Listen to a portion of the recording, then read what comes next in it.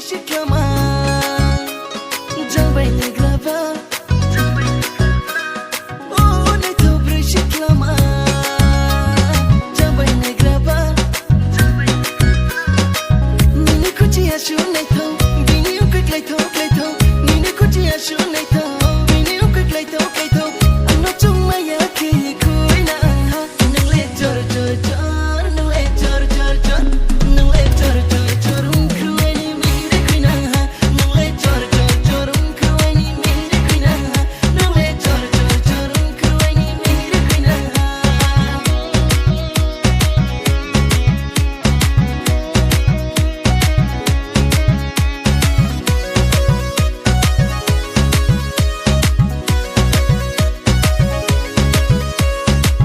Sini slay po nang le nay thao tong nao ni Shor ko ni ang pero po se nang no kak sawe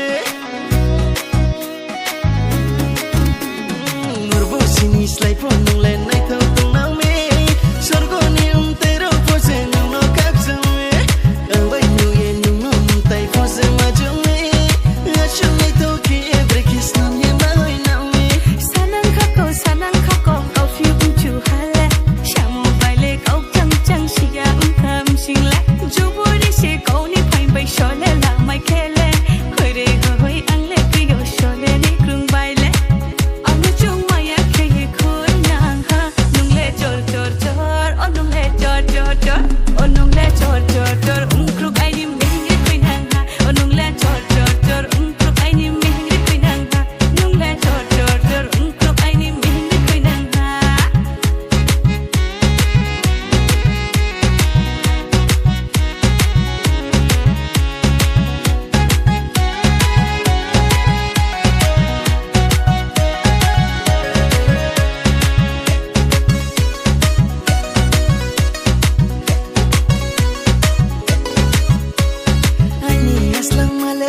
Just my eco pike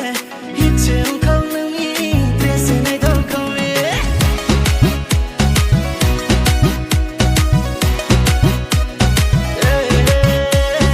Ani aslang male just my eco pike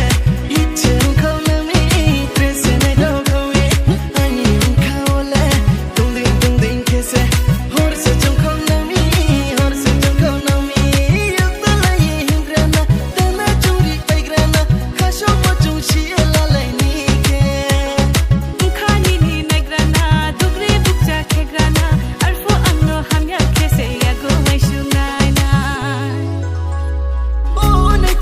Shiklama